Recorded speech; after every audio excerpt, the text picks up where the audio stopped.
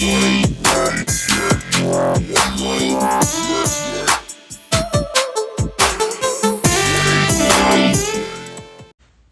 welcome back to Jason Unleashed. How's it going? I'm your host, Jason Carter. Thank you so much for watching. On today's show, I have an incredible dude. His name is Cazwell, and he is one of the pioneers of LGBTQ plus hip hop rap. Let's bring Cazwell in. Boom, let's see here. Go live with Cazwell. All right, he'll be in just a few. If you guys have anything you want to say, hit me up in the comments. Kaz, welcome back. Welcome back. Sorry, my Wi-Fi like switched over, but I just like locked it in. I'm sorry about that. No, all good, man. All good. Technology. We're at the mercy of technology. I'm at the mercy. And when we were chatting off camera and before we got back to the show, you know, you have been a standout, a pioneer of LGBTQ plus music and rap and hip hop. Yes, I have. You absolutely. I mean, I've only honestly, and as many years as I've been on the planet, I've only known of one other male rapper named Caution, I think back in the day, who was doing hip hop and was of the community. The responsibility, Kaz, to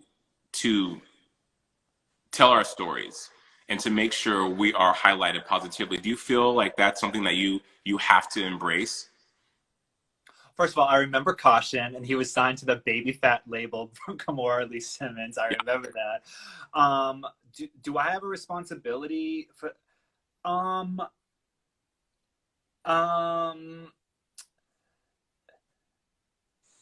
mean, I have a responsibility to be as inclusive as I can.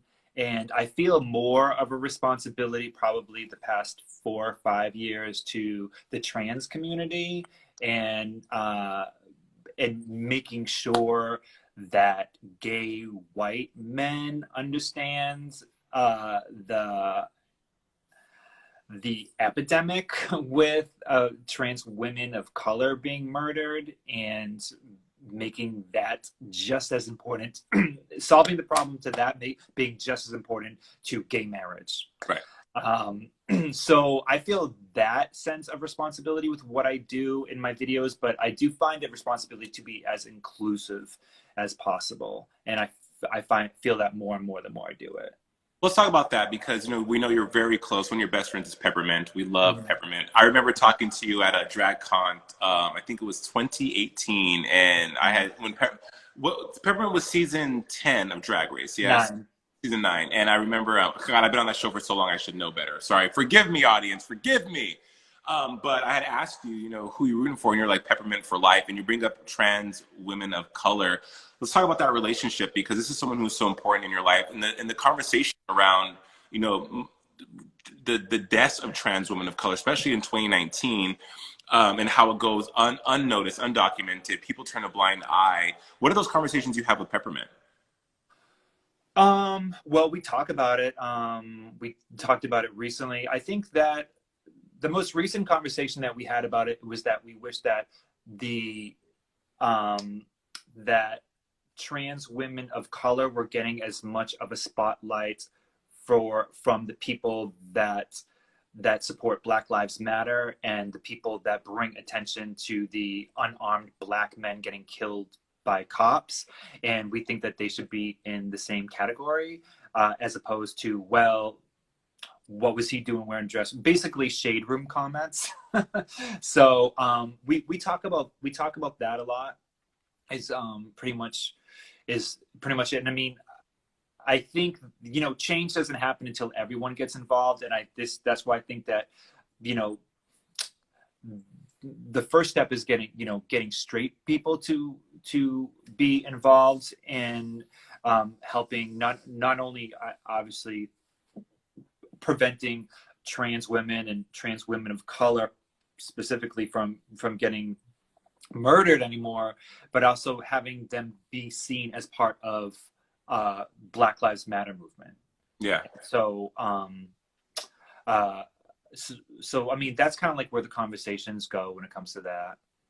We have shows like Pose. I mean, we talk about mainstream, about bringing awareness, and we have shows like Pose. That's one great outing for Ryan Murphy, history making, where you have the lead cast, all women, all people of the trans experience. But why do you think? And I wish we had Peppermint here and someone who is of the trans experience to comment more. But why do you think that trans lives and trans stories are not really getting the notoriety and the media attention that it deserves, and not even so much on a glamorous Hollywood scale, but just on a day to day, as you mentioned, the deaths of trans women, the safety of trans people that are trans. Why do you think that that's not being pushed more? Well, I don't even think that the murder of unarmed black men would be getting pushed if we didn't have footage of it. So I, I mean, I think in general the news cycle kind of revolves more about white problems, and I don't know. I feel like I hear much more about the child abuse of white children more than I do about black children. And when a black child gets kidnapped, it's treated different than when a white child gets kidnapped. So I feel like it's all inclusive if you're a minority. I just feel like that black trans women of color are at the lowest lowest part of the totem pole as far as getting attention. And it's because white people with money don't care. And especially white straight people with money don't care. And they don't know if they don't know trans people, especially if they don't know trans people of color, or if they don't even know a person of color, then what's their concern? And that's kind of like where it's go. But I mean, and one of the conversations I recently had with Peppermint was that, like, well, I feel like all of this happening with like unarmed black men getting killed, it just seems to be happening more and more. It's almost like we're going back in time to a time that this happened all the time. And I'm like, oh, is it that, or is it just that we see it now? So Right. it's kind of hard to really gauge. Right. Kaz, that's a great point. Awesome point. And that's what people are echoing on social media, on these news reports now. They're saying, the reason why, as you said, has become a news story and justice is being brought is because we had video, we had proof. But maybe this has been happening, and it probably has been happening. We haven't been seeing it. So I'm glad you brought that up. Let's circle back to music because we got deep for a minute there, Kat. We got a little deep. You had to take a swig. That's fine. You on 2017's Loose Wrist, you had a lyric that was super clever. You said, I broke the mode, I cracked the code, I went against everything that I was told. It takes bravery to do what you do and to laugh and to make fun of. Are there times when you're scared, where you're like, oh, I'm pushing the envelope a little too far, or where you're like, I don't know, should I put this out? Do you question? Mm-hmm. Yeah, a lot, all the time. I remember even before, I talked about this once before, I don't remember where, but even before I dropped Ice Cream Chuck, I just remember editing it with Marco Ovando, who directed it with me, and just being like, someone might try to kill me. Like, I mean, I was like, I don't think I've ever seen anything this great. I mean, on YouTube at the time. I mean, look, everything's a lot different now. I think it's a fair statement that Ice Cream Chuck was the first of its kind as far as the way the boys were objectified. Some people might say, I don't know, were in the video, or as far as like, making it look like a normal thing that guys were in the boxer shorts and speedos dancing to the music. We can talk about that video. That's another story. But I do get scared. But I don't know if you saw the documentary Queen with Mother Flawless Sabrina, Jack Dorshow. But he was a friend of mine. He passed a couple of years ago. Rest in peace. But he's been very political for a long time, and I got the opportunity to get close with him. He was actually my video for All Over Your Face, and he said to me, and that's probably the best advice I always come and goes, if it doesn't make you a little scared, it's probably not worth doing. Yeah. So just keep going. So yeah, I even get a little scared even when I dropped the video for Imagination. I'm like, this is kind of like I am like I'm like kissing a pillow on my bed. It's just like, I'm like, let's just do it. Who am I gonna offend? The pillow community? You gave us Imagination, I think, in March of this year, yeah. And no, I just dropped it like 2 weeks ago. Because I was watching the video this morning, and I saw it a couple weeks ago as well. And you're creative. You're so creative in the sense of, like, with let's like like I Love You and all these videos that have these really cool visuals, do you just sit up at night and think, okay, how can I outdo myself this time? No, because I think if you think in terms of how can I outdo myself, then it's not going to come across authentic. So no, it's never that. But it always is how can I make the video look like how the song makes me feel? Hmm. It's always what it comes down to. So the basic goal for me is two goals: is that how can I be fair to the song and bring the song to life, and then how can I get people to watch this for 3 minutes from beginning to end. So whether it's a story that I tell that people want to follow, or whether it's just the visuals, but if people like the song and the video looks like the song, I don't know if that makes sense to you. Yeah.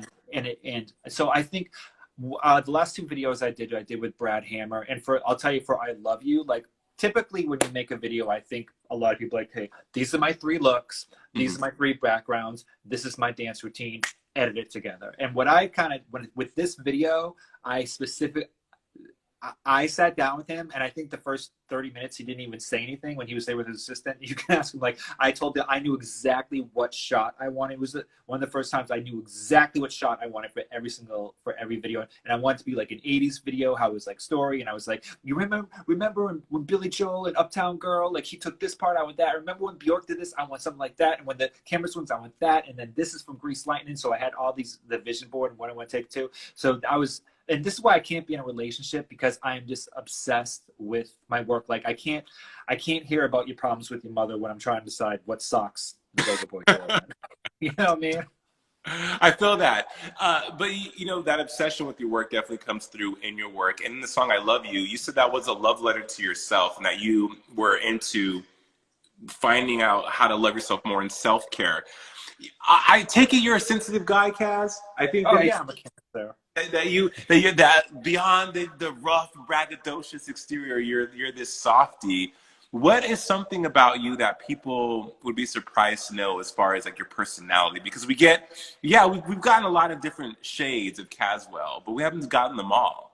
Well, okay, first of all, I'm sensitive in the fact, like, I mean, you're not gonna I don't get my feelings hurt all the time, like very easily, but I'm sensitive in the fact that I can pick up on the vibe really quick, and I can pick up what people are thinking about me, or I can pick up if someone's having a bad day. And I'm sensitive to other people. So for instance, I'm really squeamish. Like I cannot watch like a rape scene or someone where people like getting tied up and murdered and begging for their life in a movie. Like I can't watch that because I feel people's pain.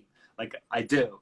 But I think that um, I this brings up an issue that I have, is that, and I don't really realize it's an issue until I start dating people, which I haven't done in 9 weeks. But sometimes I date a guy, and I'm a nice guy. We're going on dates, and they're waiting for me to turn into a cocky asshole. Like it could be like 3 months, and they're like, I'm just waiting to get the real you know, because they have this notion based on like videos, or they saw all over your face or whatever, and then or I'm dating a guy and they want me to be that guy from the video, and I'm thinking to myself, oh, wait till they find out I cry inside movies. You know what I mean?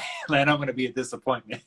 Right. You know, so I mean, I don't know, but the I Love You video really came from because I was doing a lot of self care for myself. I mean, I know it appears I'm talking to somebody else as far as the lyrics of that song, but the whole vibe and the cuteness and the whole springtime feel and the whistling and stuff like that, that was basically how I was feeling about like me, and I was treating myself a lot better at that time.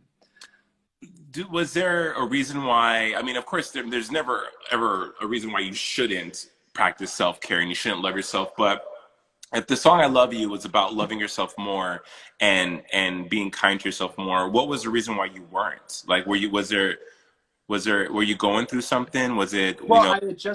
I think I don't know how long it had been, but I quit drinking. I haven't drank since February 2nd, 2019.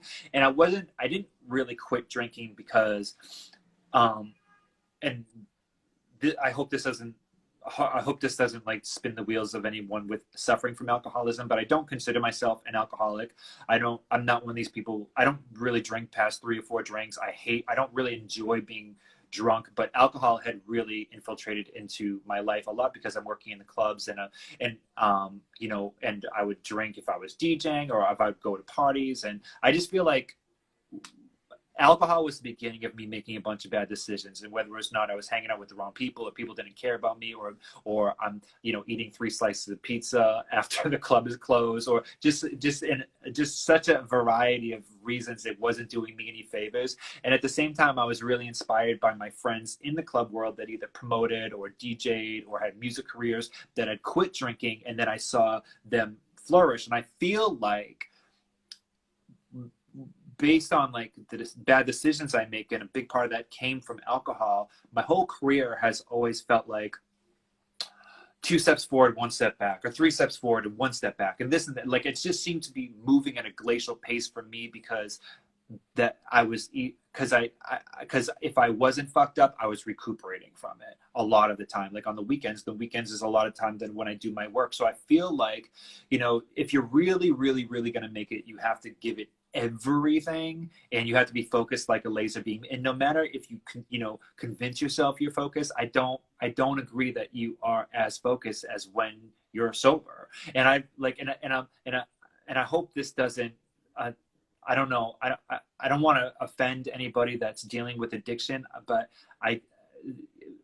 when you tell someone you quit drinking, they automatically assume that you're an alcoholic, or that you go to meetings, or that you have a real problem. But my problem was just like everything, and that was just like that just kind of like enveloped like where it all came from. I could connect everything to alcohol, basically. Yeah. Like, I'm alcohol, I might do ecstasy, I might do coke, I might hook up with this guy, I might hang out with these people for 2 days that don't give a shit about me, really. Do you know what I mean? When I really just had to focus on this guy, you know what I mean? And so my attention was going everywhere else at times. I mean, I knew how to hold myself in for enough time to get that single made, or get these remixes made, or get this video made, or like wake up in time to go to this meeting. Like, I knew how to do that, but there are like 10 more steps ahead of that you have to get to, that are very difficult for at least a person like me to get to, which, in case you haven't noticed, I'm really scatterbrained, if I was drinking. So that's I felt the self-love when I made the beat. Do you know what I mean? So I wasn't going to talk about Cazwell, I love you so much. You know what I mean? So that's kind of like what happened. And then everyone in the comments, hi, we see you guys, and they're just commenting on, they're thanking you for being so honest, because I mean, that's you're sharing your truth. And also, someone had pointed out that you're an empath, that you can feel people's energy, and I was just thinking the same thing as well. But so I mean, you've arrived. You've seems, Kaz, like you've definitely have evolved as a person from 14 years ago, when we first came to love you as an artist, and to now who you are as an artist, and who is Cazwell now as an artist. Because like I said, we've gotten so many different shades of you. We've gotten shocking Kaz, we've gotten softy Kaz, we've gotten sexy Kaz. Who are you now, and what are you still, what's up your sleeve? What's next for Kaz?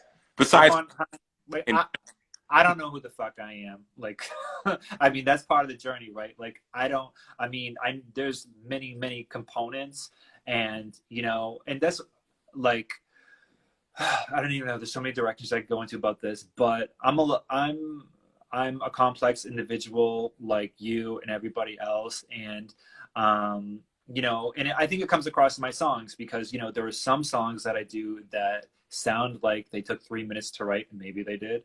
And there are some songs that are more complex and less palatable. And I don't really know who I am. And I feel like that's a safe way to be. I mean, I know who I am. Like, I know where my morals are, and I know what my boundaries are, and that's the most important thing. For me to just like encapsulate that in just like a couple words, like, I couldn't do that, because I'm a different person now than I was 14 years ago. However, some elements remain the same, as far as, I'm still like an empath, and, ultimately, I'm a creator, and I'm an artist, and I don't consider I consider myself just as much of a visual artist as I do a musician and a writer and a rapper or whatever, because I've never dropped a single without a visual. Like, I wouldn't feel safe doing that. Like, I don't know how to do it. And I also feel like I'm not being fair to the song. So it's almost like this is why I haven't had an album since 2014, because I don't want to drop, like, the Hard to Be Fresh album had 17 amazing, earth-shattering, life-altering songs on them as far as I'm concerned, but not all. Like, I love every single one of those songs, but a lot, and they take a lot of work. Writing takes work, mixing takes work, making beats take work. It all takes work, and you should take some money. And so to put all that work into it, and then people only hear like 4 of the songs maybe, or not go through the whole playlist, like, it's not like buying a CD and you feel like, well, just let the whole thing play. So now I'm doing singles, and I'm doing thanks for asking. I'm doing a EP that's gonna come out this summer called Tropical Protein. So I want it to be more capsulated. So, like, if I have 4 songs, they all sound like they came from the same family, and then it doesn't sound schizophrenic. And then I can do like videos that they all work together with that. So I'm just trying to drop constantly, and I have a video coming out in 2 weeks for my song. I actually don't even know what I'm either kind of call it Damn, or Damn Right, or Damn I Look Good, or I Look Good. I'm not really sure, but it's with Adrian Expression, who I'm a huge fan of. Everyone go check out Adrian Expression, and a trans woman of color, gorgeous name, Chanel Jolie. She's a rapper. I love her. I love her voice. Both those artists inspire me. So we have songs coming in a couple weeks. We're gonna shoot that in a house. And can I just make an announcement right now for anyone listening? Exclusive. Yes, go ahead. Exclusive announcement. Well, I've said this before on my channel, but I haven't posted anything about it. This year, pay attention. You with me? Soak all this in, okay? This year is the 10-year anniversary of Ice Cream Truck. Oh my God! You so old, guys. Just kidding. That's amazing.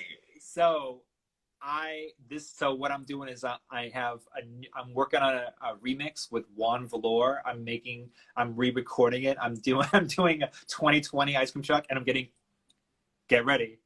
All the boys from Ice Cream Truck are coming back for this video. Okay, well, here's the deal. Since you're announcing this on my show, you know you have to have me in the video, Kaz. I mean, why would you not want to have a Drag Race member in your video? Just let me put that there. Wait, I'm sorry. You want to be in the video? Oh, well, you just booked me. I'm in the video now. Thank you so much. I booked you for the audition process. Shade.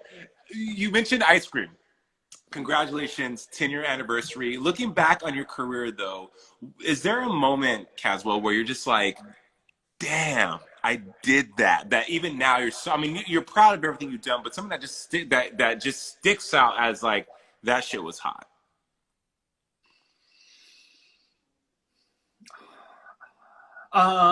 You mean like as far as accomplishments, or just like videos that I really like that?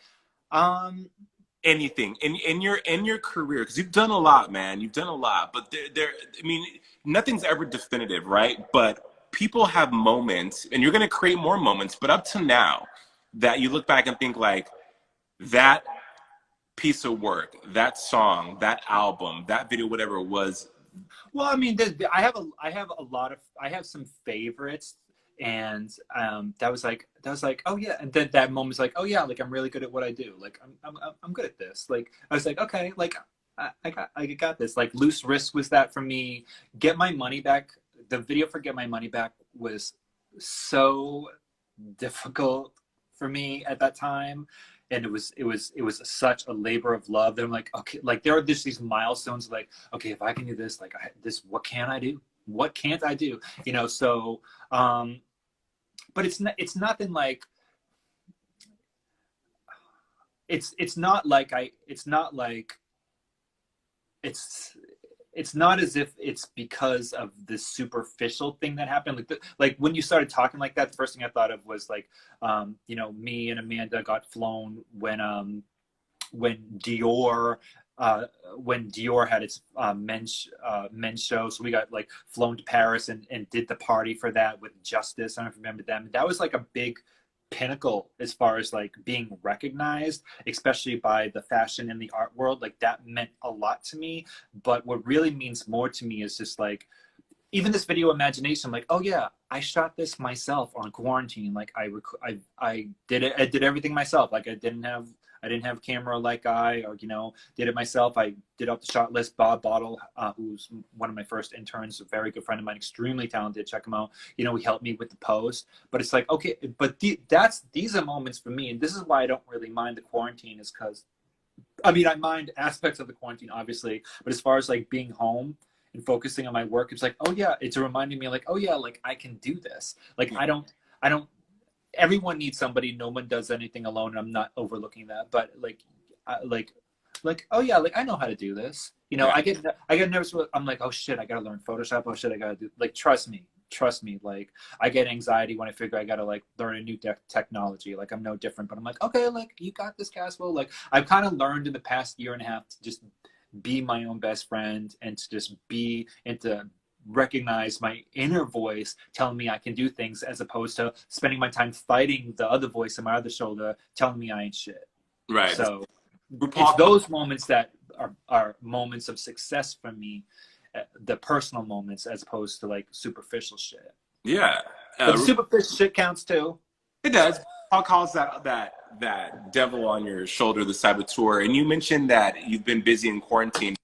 Of all, what is something that you've learned about yourself in quarantine? Because I mean, we've had all this time to be introspective and retrospective, and to think and slow down and see and be present. What is something that you've learned about yourself in quarantine that's possibly maybe surprised you?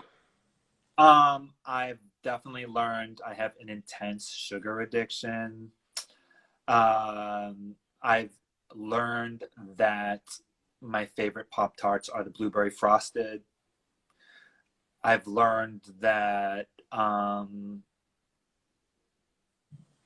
you know what? I think that what I've really learned, and I kind of like talking about something I just talked about, is just like, if I apply myself, I can break through any wall. I have this, like, it's probably like a 24 bar rap that's on the new song that's coming out in 2 weeks, and I've just been just like racking my brain. And like, I used to be the kind of person that it was like, well, I write best when the sun's coming up, so I'm gonna apply myself in the morning, or like, I feel this when at night, or like, or I got to watch this to get inspired to write, or wait for the inspiration. And I was just like, one of those moments that I'm like literally like yawning and I'm tired, but I have to get the song done. And like, I can't really explain the wall that I had to break through. Cause a lot of time, all the time before, I would put a song aside. I'd be like, okay, I'll work on this later. But I'm just like, no, I'm not doing anything on the side. I'm just like staying with, for the rap and some of the flows I had to do, I feel like I had to take my brain out and like restructure it, then put it back in. But I got through it, and like,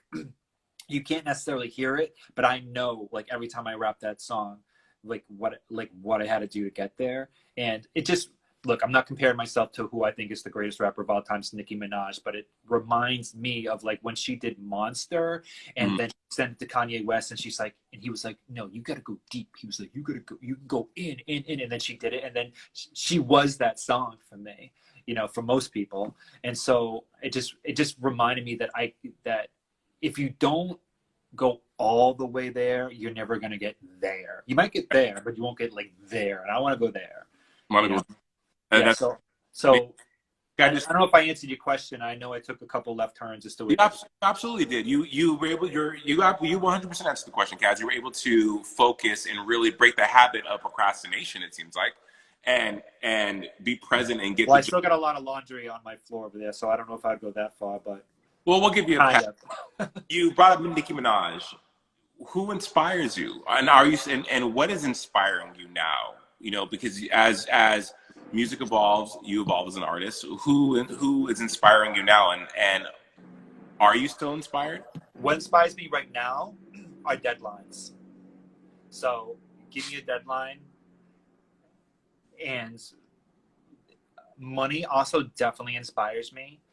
But I'm telling you, that's not necessarily a negative thing, because if somebody is paying me for a feature, I want to make sure I do a really, really, really good job. But what kind of like what inspires me is like what's next, because once I finish this, I can get on to the next one, and it's like, and I don't know how else to word this, but I guess I'm going back to not drinking. Getting high inspires me because Um, I I know this is gonna sound really, really corny and like very like after school special, but I really get high when I when I feel the accomplishment of writing song and finishing it. Like it really is a high, and I love that high. And I like it's the high. It's a high that lasts forever because it's always there, and I can always go back to it. I can always like relive it, almost like that when a part of that song comes on and it's like always there and you're there. Like I create that for myself, and it's always there. So it's kind of like just another thing that I can like feel again, that I can perform again, so and just always like relive, I don't know if I'm like articulating myself the right way with that, but You are. There's nothing wrong. You mentioned that you said after school special, but there's a reason why people write about that high, and there's a reason why artists talk about that, because it's intoxicating, it's otherworldly, and it's well deserved when you've worked hard.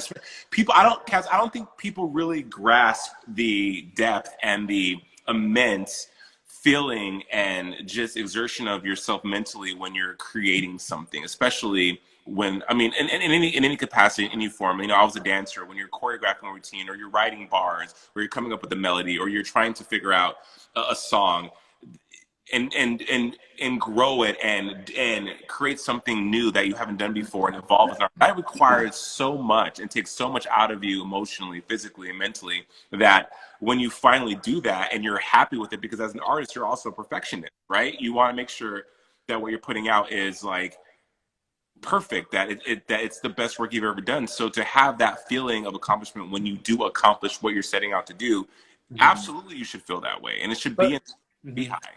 People wouldn't necessarily expect that from like I'm not putting out songs like Adele, you know what I mean? I'm not putting out songs that are like so that emote so much feeling, or that sounds like I had to like dig deep. But even if it's not even about digging deep for me, it's as far as like, you know, uh trying to translate an emotion really with the song. It's just like trying to craft the words the way I want to. And even if it sounds as simple as something like Ice Cream Chuck, if everyone could write a catchy song, everybody would.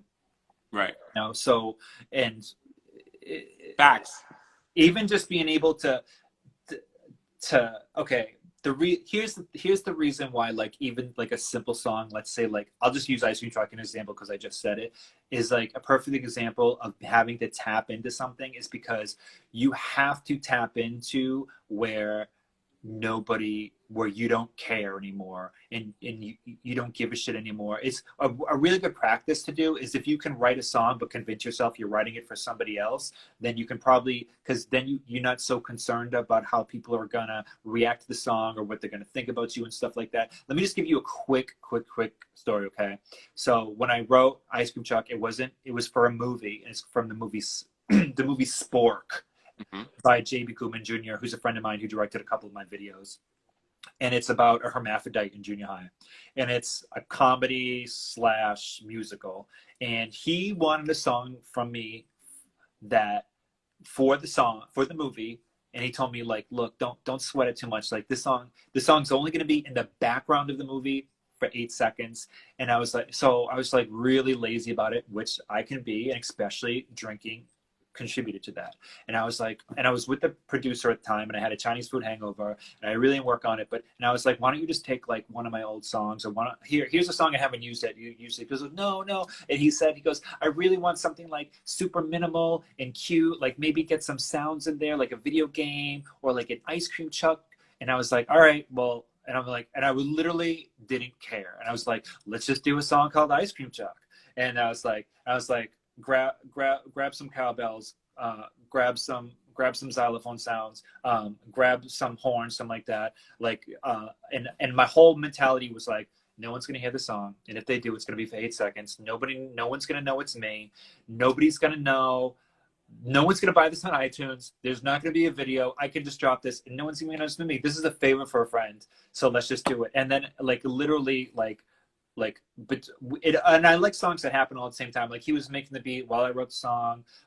I recorded it, mixed it, in 45 minutes, and that's not a lie. And because I had to get a train back to New York, I was in a studio in Connecticut, and then like I was like, and my friend's like, oh yeah, it's it's kind of cute, and then and my manager Bill Coleman at the time was like, look, it's July. You don't have anything else going on right now. Why don't you just do a video for the song, grab a bunch of friends, go to the ice cream truck, and just put it out. You need a summer song. I'm like, yeah, okay. And then when I made the video, I was like, let's just make it simple. But I mean, I actually did put a lot of thought into the color combination of the video. So, but anyway, so long story longer, I had to tap into that place that I didn't care, which is so hard to do when you create anything because you're always trying to impress yourself, but I wasn't. So that's really hard thing to learn to do, and people overlook that. And that's why I said that if everyone could write a simple, catchy song, they would. But the catchiest songs are the ones that the people don't think, they just feel. You know what I mean? I'm sorry to spit on you. Let me like that. Hey, I'm not wearing my mask. But it's true though. I mean, and Cazwell, I think that goes with anything about when some of the most amazing things that people creative have come from, they just don't give a shit. And but you hear these stories all the time about like, I just didn't care and I booked this job, or I just didn't care and I went on this date. It's the letting go and the surrender, I think. It's when you find a person that you're in love with because you weren't looking. It's like that. It's like that type of thing. But people don't know how to stop caring or how to stop thinking. You know what I mean? And it's a hard place to get into. I kind of felt like I fell into that by accident. And sometimes I like try to get there and I'm writing like, you know what I mean? But like I said, it's a really good songwriting exercise to just write a song for somebody else and then just give it to yourself. Yeah. You have this new music coming out this summer. You're still creating. We got Imagination a couple weeks ago. You guys can check it out on YouTube. Mm-hmm. Yes, I mean, and what's up with the It's a Mess podcast? Is that coming back? You guys still doing that? We just dropped a new podcast yesterday called Quarantine with Pep and Kaz. It's on YouTube. So it's on Peppermint's YouTube channel. We just dropped that. We're going to be doing it like once a week or twice a week. And me and Peppermint's attitude with this is like, let's just drop it when we want to drop it, let's continue to drop it. And let's just like, we don't have the pressure of, okay, find these 3 questions and then, okay, edit these and like, let's keep it on topic. And you're going to hear me and Peppermint talk right now, just like we do on the phone. And we don't have any structure, a very little structure. I mean, I have an idea of what I want to talk about, of course. I don't completely wing it, but, yeah. So yeah, we are up and going, and you can go. I just changed the name to Quarantine with Pep and Kaz podcast. It's on Instagram. That's that Instagram, and it's on Peppermint's YouTube page.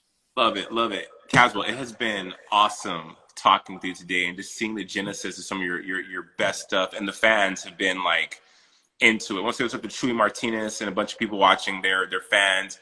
And I'm a fan for life. And again, thank you for all you do, because yes, you are this hip hop artist, but the messages in your videos and how you Billboard magazine, one year in Pride, the letter you wrote to the LGBTQ plus community was moving, because you called out a lot of things that need to be said, but you also infused it with so much love, and you're so effusive about the community that we are a part of. So thank you for that. All the fans are saying thank you as well. Paul and Kaz, you stay safe, man. We cannot wait to get that new music, buddy. Well, I can't wait to give it to you. All right, buddy. Hey, it's been great talking with you. See you soon, and keep on doing the good work, man. All right, baby. Thank you. Bye. Stay safe and keep them hymns clean.